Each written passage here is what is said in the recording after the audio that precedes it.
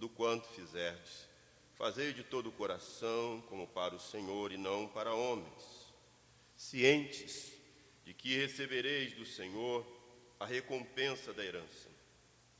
A Cristo, o Senhor, é que estáis servindo, pois aquele que faz injustiça receberá em troco a injustiça feita. E nisto não há acepção de pessoas. Senhores, tratai os servos com justiça e com equidade, certos de que também vós tendes Senhor no céu.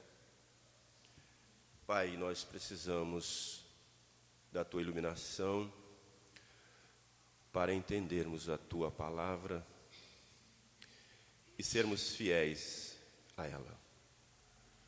Que o Senhor dê entendimento a cada um e que o canal que vai transmiti-la seja fiel na transmissão da mesma, para a edificação do Teu povo e para a glória do Teu nome. Nós oramos com gratidão em Cristo Jesus. Amém. Irmãos queridos, esse texto da palavra de Deus, ele fala de família e relacionamentos. Esse tema recorrente nas epístolas de Paulo, nas cartas de Paulo. Essa fé em Cristo, ela transforma indivíduos.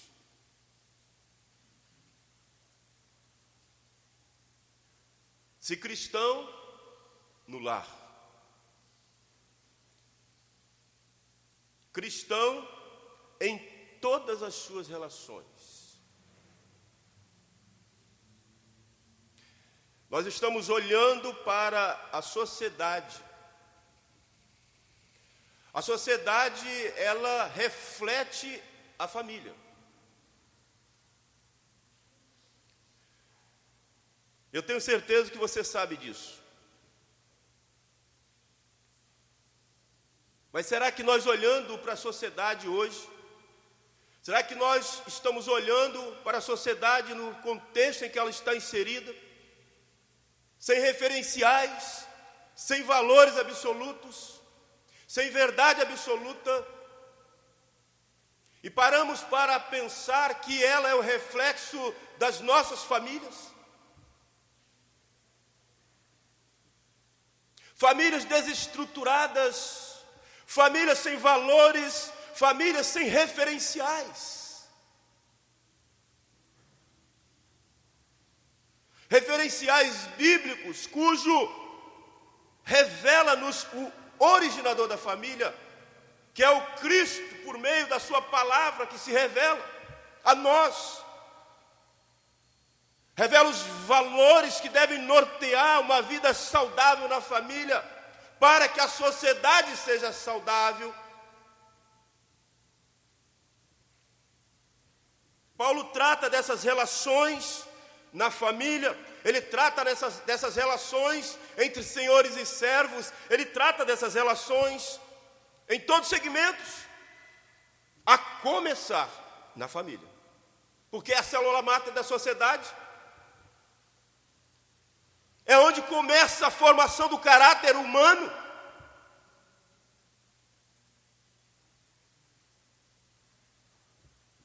Esses temas são tão recorrentes na carta de Paulo, nas epístolas. Nós estamos vivendo, irmãos, uma crise monstruosa em nossos relacionamentos familiares. O índice de separação conjugal em alguns países alcança 50% da sua população. População casada. Alguns índices alcançam 50%. Você sabe o que é isso?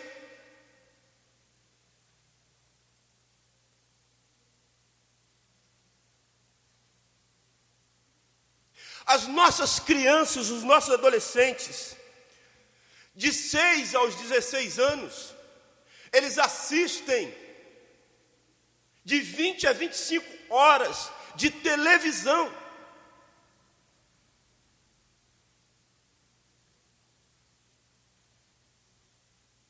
semana. Eles são influenciados pelos valores que a mídia está colocando dentro dos nossos lares. Quem está educando os filhos não são mais os pais, é a mídia.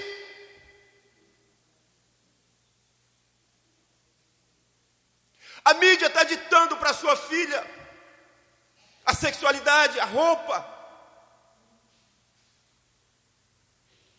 como ela deve se portar ou não, o seu filho. É a mídia.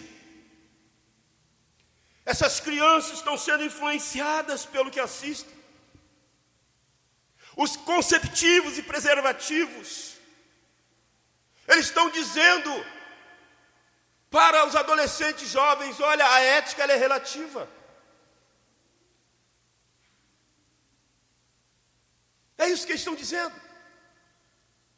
O preservativo, os contraceptivos usados estão dizendo: olha, você pode fazer o sexo à vontade, basta que você se cuide com preservativo. A relativização da ética, da moral, é o que nós estamos vendo, refletindo na sociedade. Porque estão sendo influenciados pelo que está entrando em nossos lares. Essa ética tem empurrado os nossos jovens, nossos adolescentes, maridos, esposas, para uma vida promíscua.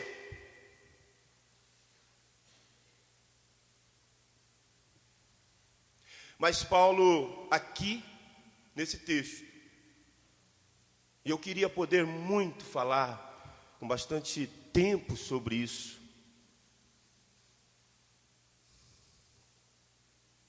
Aqui Paulo traça alguns princípios que devem reger os nossos relacionamentos familiares, que devem reger os nossos relacionamentos trabalhistas, todos os nossos relacionamentos.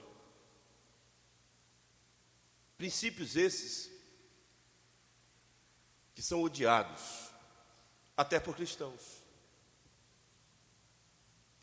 Cristãos que já foram abraçados, absorvidos por essa relativização ética e moral.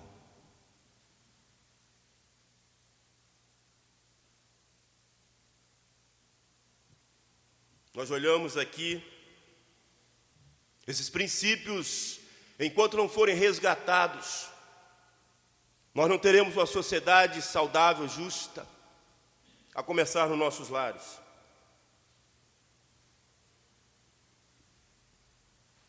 Cristo, Ele concede um novo poder quando a sua graça alcança o ser humano. Somente o cristianismo pode nos impulsionar e nos capacitar, irmãos, a viver de acordo com os princípios estabelecidos pelo originador da família. Somente o cristianismo. Porque é só nele e através dele que esses alcançados conhecem o poder de Deus para a salvação.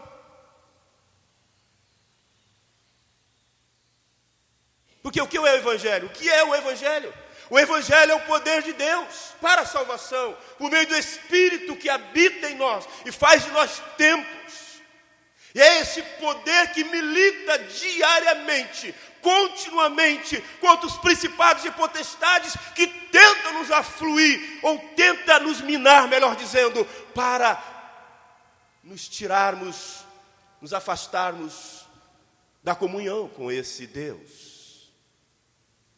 Só o cristianismo, por meio de Cristo, concede-nos esse novo poder, para que vivamos uma vida saudável, fundamentada no poder de Deus, que é o Evangelho. Nós olhamos, irmãos, e vemos Cristo, Ele nos oferece um novo propósito, um propósito de vida.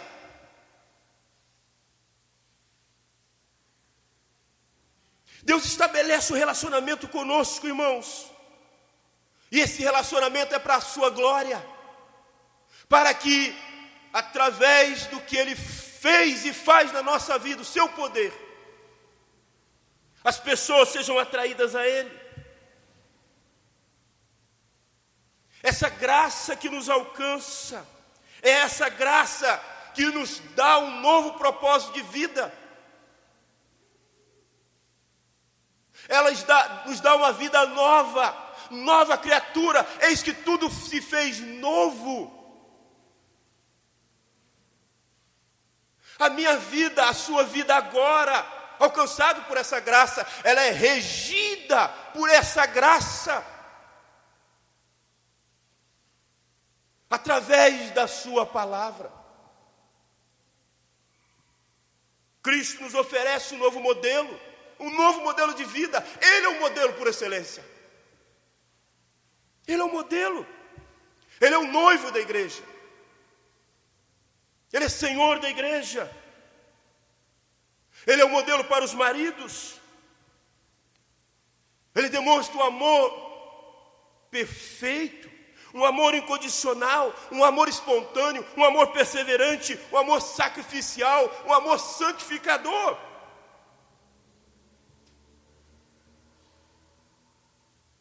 Um amor cuidadoso pela igreja.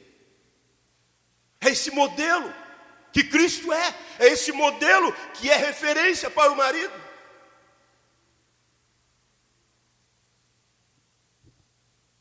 Nós olhamos e vemos como o filho, Cristo se submeteu ao Pai.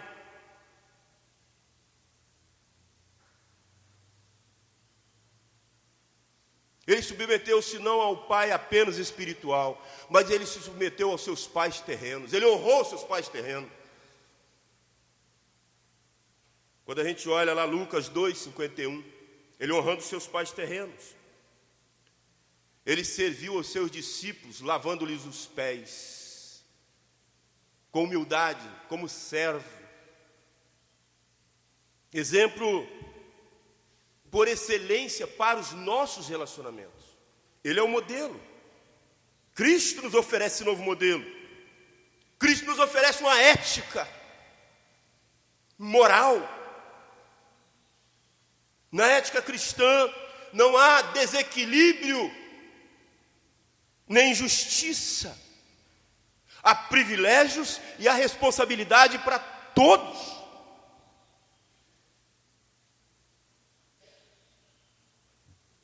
Nós olhamos, irmãos,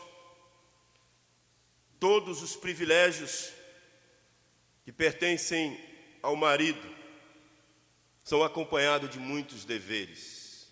Todos os privilégios que acompanham as esposas são acompanhados de deveres. É assim no cristianismo. Nós temos uma ética e obrigações mútuas. O cristianismo é a revolução social que a nossa sociedade precisa. Com seus valores, com a sua verdade absoluta, com a sua relevância quando é pregada de forma fiel. É essa relevância que precisa acontecer nos nossos lares, na sociedade. A relevância do evangelho genuíno, de um cristianismo que muda a cosmovisão, de um povo sem referência, sem valores, sem princípios.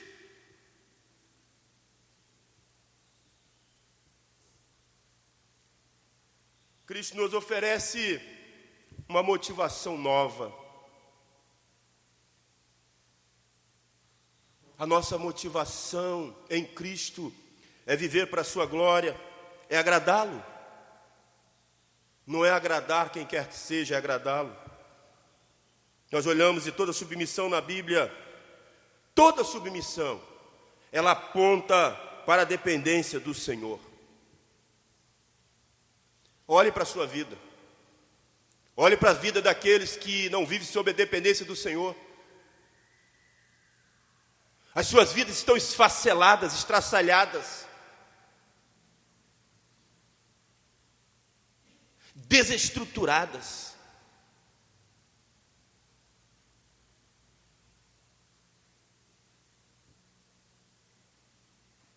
A motivação é agradar ao Senhor.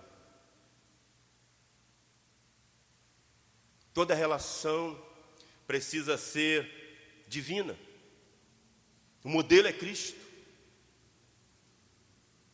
Nós precisamos tratar nossos filhos como Deus nos trata como filhos.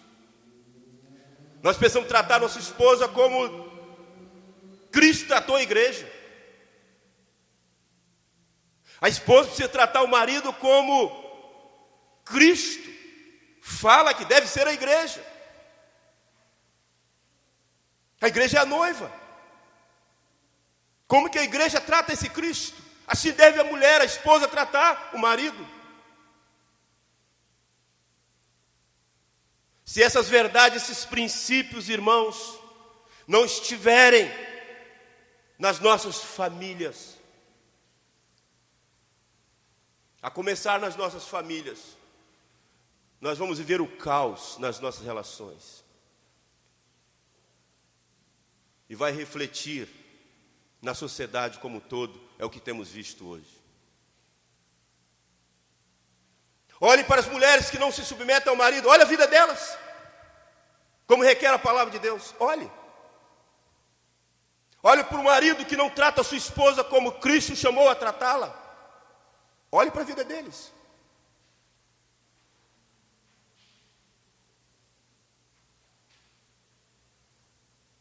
Princípios, valores que devem nortear os nossos relacionamentos. E Paulo começa a tratar do relacionamento conjugal. E eu queria muito ter mais tempo, e vamos falar disso outras horas, outro tempo, outro momento. Quando nós olhamos, irmãos, e vemos pessoas que odeiam esses princípios dentro das nossas igrejas evangélicas.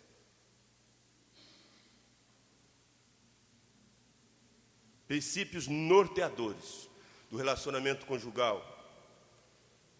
O originador do matrimônio, ele tem os princípios que devem reger a vida da esposa, a vida do marido, a vida dos filhos. E se nós não estamos sendo regidos por esses princípios, com certeza nós estamos tendo problemas sérios nos nossos relacionamentos. E temos visto reflexo na sociedade. Temos visto o índice de divórcio, não só na sociedade, nos arraiais evangélicos.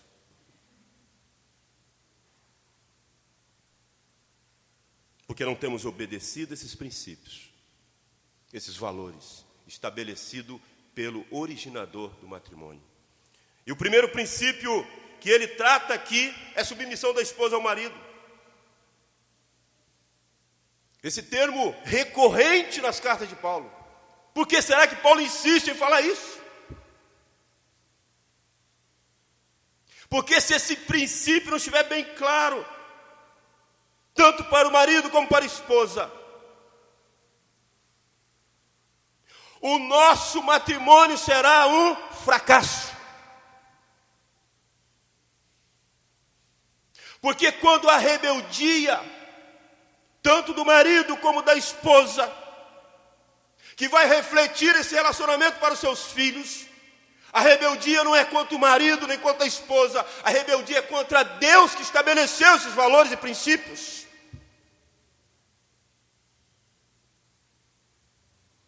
Não fui eu, o pastor Miqueias. Não foi a igreja presbiteriana do Brasil.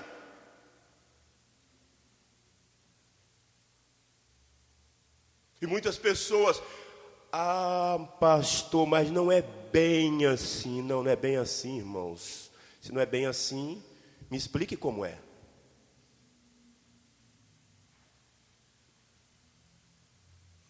Submissão da esposa ao marido. Assim como o filho era submisso a Deus, como o espírito era submisso a Deus, que trata da Trindade como um Deus, e todos em uma função glorificando ao Pai Deus. E eles não se dissociaram do Pai, eles estavam junto com o Pai, submissão ao Pai, glorificando ao Pai, honrando ao Pai. Pai, Filho, Espírito Santo. Em nenhum momento o Espírito falou: Pai, eu vou fazer do meu jeito. Em nenhum momento o Filho falou: Pai, que se cumpra a minha vontade. Não. Mas que seja a tua vontade. Em todo momento. Submissão na Trindade. É a submissão requerida da esposa ao marido. Não ela como inferior ao marido. Não é isso. Porque a palavra de Deus diz que nós devemos todos nos submeter uns aos outros, como está em Efésios 5, 21. Porque somos um em Cristo. A submissão aqui é uma questão de função da estrutura familiar. É uma instituição que não pode ser acéfala, sem cabeça. Uma instituição que não pode ser acéfala, sem cabeça. Uma instituição que não pode ser bicéfala, duas cabeças.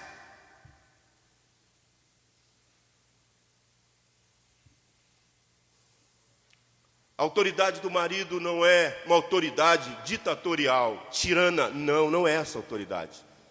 É autoridade como a autoridade do Pai Deus, que com amor, o mundo de tal maneira deu seu Filho. Com amor. É essa submissão. Liderança amorosa, funcional. A mulher veio do homem, o homem vem da mulher. Não, eles são totalmente interdependentes. Deus Pai é o cabeça de Cristo. E nem por isso Ele não é maior do que Cristo.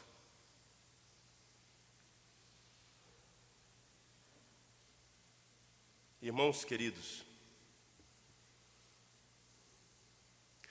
você é livre para dirigir. Até sem carteira, não é isso?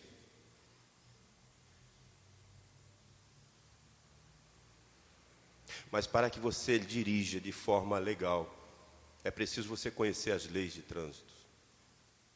Está enquadrado dentro dos preceitos legais de trânsito.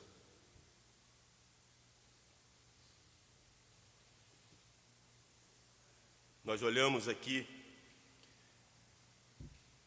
e é impossível, irmãos, uma mulher ter uma relação de submissão a Cristo e de insubmissão ao marido. Porque a submissão da mulher ao marido é um desdobramento da submissão de Cristo a Deus.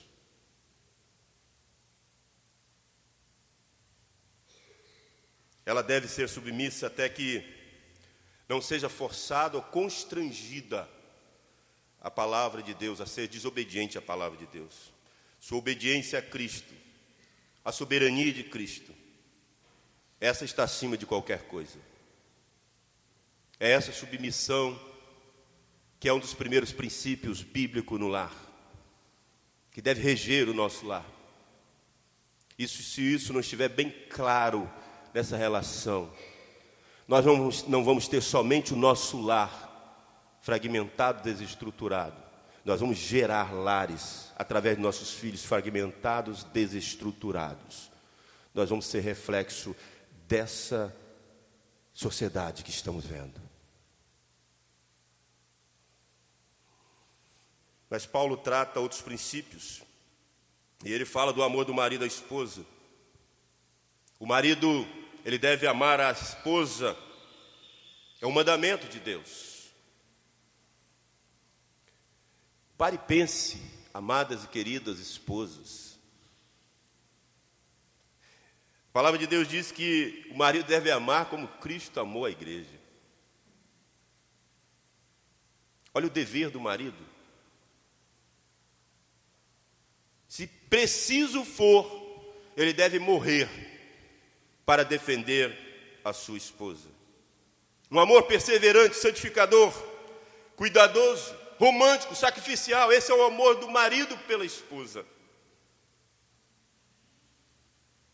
Qual homem que pode desenvolver, desempenhar esse amor? Só em Cristo. Só em Cristo. Esse texto que nós lemos hoje, o amor tudo sofre, tudo crê, tudo espera, tudo suporta, jamais acaba. Que amor é esse que na vida do cristão, na primeira dificuldade acaba? Que amor é esse que na primeira crise financeira acaba? Que amor é esse?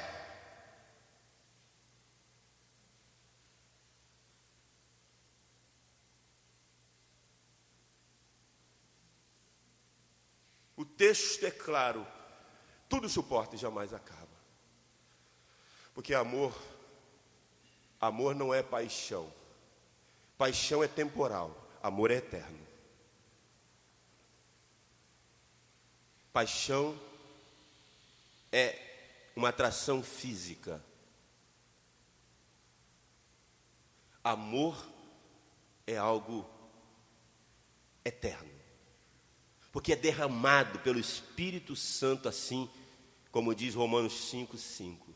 É derramado pelo Espírito Santo no coração desses que ele une para ser um em Cristo e viver essa harmonia em Cristo e resolver tudo aos pés de Cristo.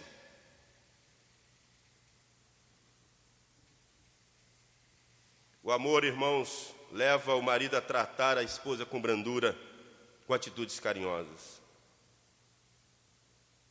O marido deve ser um bálsamo, deve ser companheiro, amigo, agradar a sua esposa. E você olha e fala assim: meu Deus, será que eu sou capaz disso? Você é, eu sou. Sabe por quê? Não é por causa de nós não, porque nossa natureza é má. É por causa da graça de Cristo. Porque nós estamos unidos a Ele. E foi esse amor que Ele demonstrou na cruz por nós. E é esse amor que deve ser demonstrado pela esposa. Porque Ele demonstrou esse amor pela igreja dEle.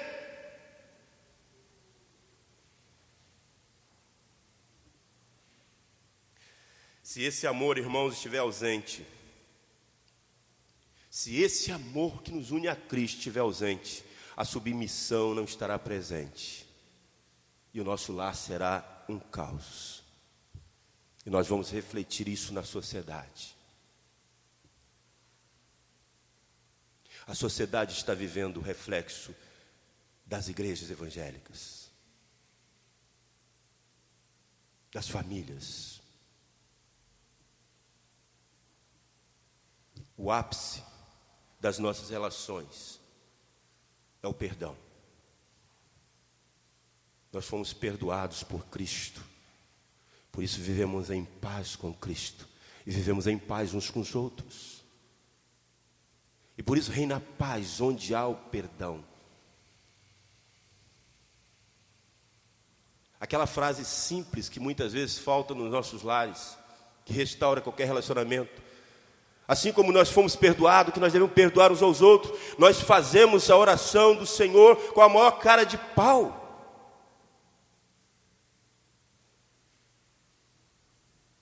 Cara de pau. Porque assim como Ele nos perdoou, perdoai uns aos outros. E muitas vezes nós somos incapazes de perdoar.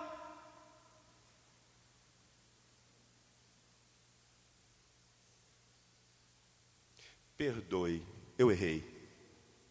Isso é submissão, isso é amor. Isso é temor a Deus.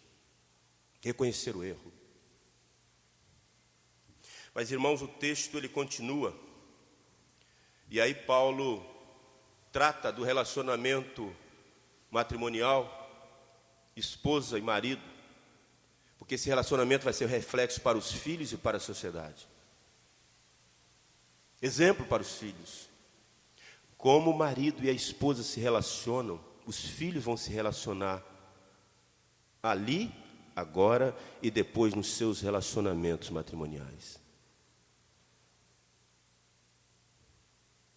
O exemplo de um relacionamento saudável ou não é o modelo de relacionamento que nós vivemos no nosso lar. marido e esposa. E talvez nós, os evangélicos brasileiros, não paramos à luz da Bíblia. Eu, quando lendo esse texto, eu falei, meu Deus, eu preciso ler mais, orar mais, buscar mais a Deus. Porque nós que conhecemos esses princípios, esses valores, nós estamos deixando de exercitá-los a partir do nosso lar. E nós estamos gerando matrimônios para aqueles que nós dizemos amar, fragmentados, desestruturados, antes de começar. Porque eles estão fadados ao fracasso se nós não mudarmos os nossos princípios que regem os nossos lares, o nosso relacionamento. Nós vamos gerar casamento dos nossos filhos fracassados.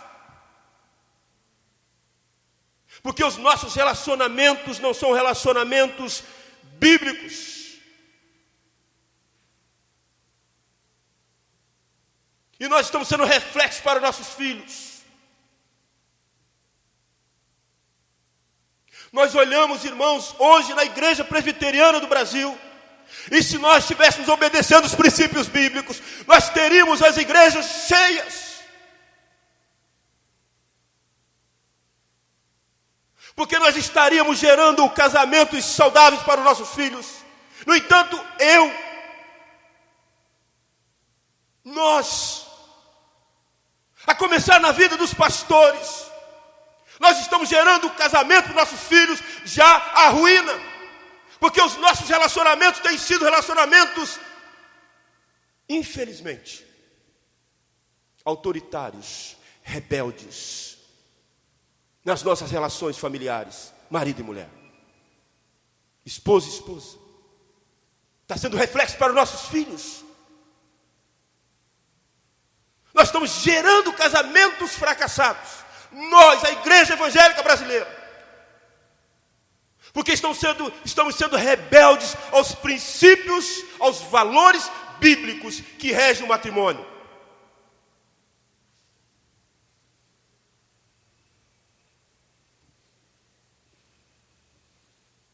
Obediência dos filhos aos pais. Eles só podem obedecer se verdadeiramente nós temos sido exemplos. A obediência aos pais é imperativo para os filhos. Foi delegada por Deus. Deus que constituiu essa autoridade. Marido e esposa são autoridades no lar. Os filhos devem obediência. Rejeitar essa obediência é rejeitar a autoridade de Deus. Irmãos queridos, a rebeldia é um grave pecado. Quando você é rebelde contra o pastor, contra a esposa, contra o esposo, contra o presbítero, contra o diácono, contra o seu semelhante, quando você é rebelde, simplesmente porque a sua vaidade, a sua arrogância não permite que você seja humilde para reconhecer o outro como igual, ela é perversa, ela é pecado.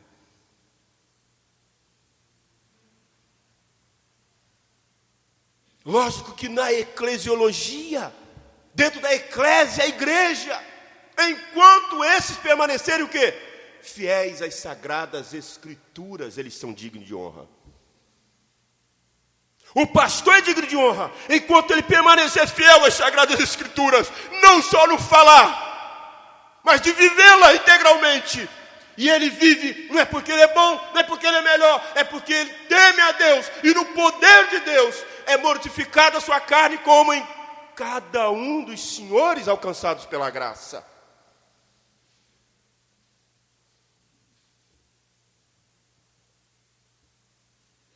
Uma das maiores irritações do filho é falar e não viver isso.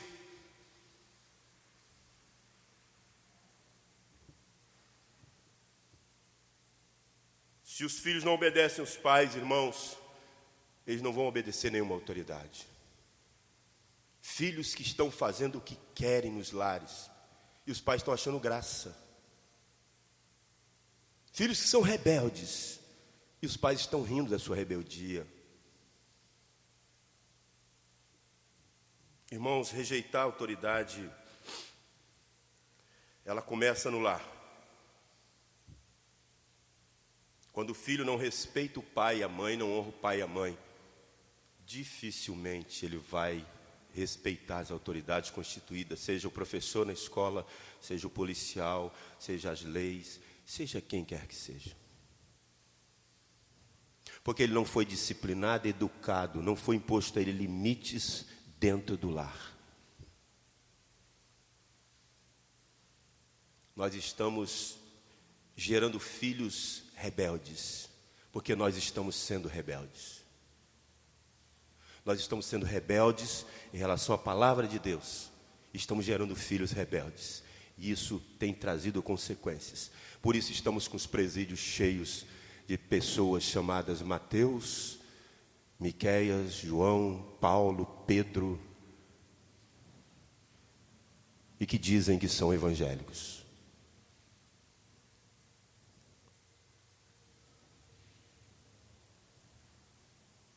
Essa é a sociedade que estamos gerando.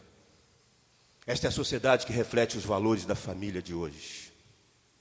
Perdidos, relativizados.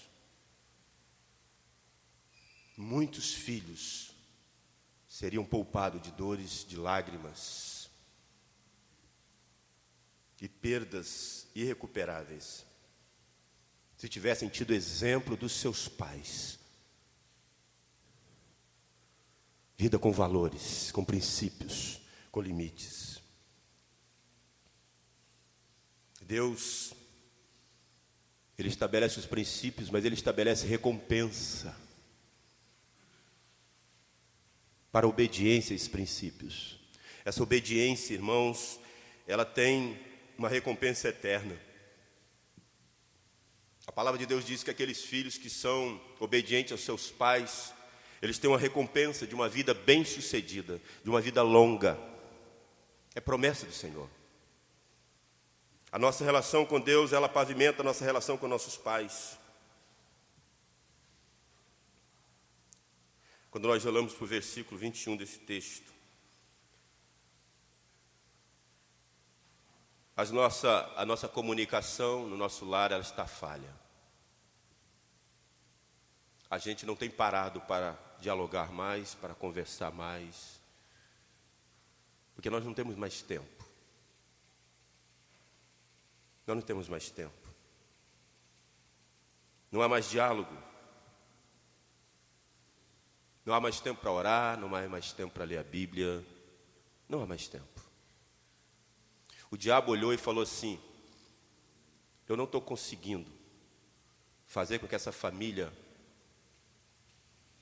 apostate da sua fé, abdique da comunhão na igreja, mas eu vou fazer uma coisa que eu vou conseguir o meu intento. Eu vou tirar o tempo delas. Eu vou tirar o tempo delas. Eu vou preencher o tempo delas com o ter, em detrimento do ser. Eu preciso ter isso, eu preciso ter aquilo, eu preciso ter isso, eu preciso ter aquilo. Eu não preciso ser nada, eu só preciso ter. E aí eu ocupo o tempo delas. E elas não têm mais tempo para dialogar com os filhos, elas não têm mais tempo para orar, elas não têm mais tempo para ir à igreja, ler a Bíblia. E é isso que ele está fazendo. E com certeza ele está conseguindo. Porque nós temos ouvido família falar que são abençoadas, quando na realidade a família está toda arrebentada. Sequer eu, você, nós, muitas vezes estamos tendo percepção da realidade da nossa família, do estado em que ela se encontra, que nós perdemos a sensibilidade com o que é bênção na nossa família. A gente perdeu a visão do que é bênção. Nós somos tomados pelo tempo de ter. Esquecemos o que devemos ser em prol da glória de Deus em nossas vidas.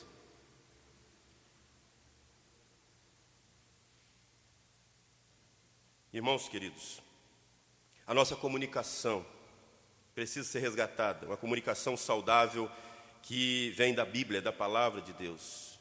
Nós precisamos ter tempo para encorajar os nossos filhos, para que eles tenham autoafirmação a partir da nossa relação, do nosso lar, para que eles não possam ser aquelas crianças, filhos, que achem sua autoafirmação em outros valores que não são os valores eternos. Que eu e você venhamos pensar sobre a nossa família e os relacionamentos que estamos tendo. Marido, esposa, esposa, marido e filhos. Que Deus abençoe a sua vida, a vida da Igreja Presbiteriana de Realengo. Amém.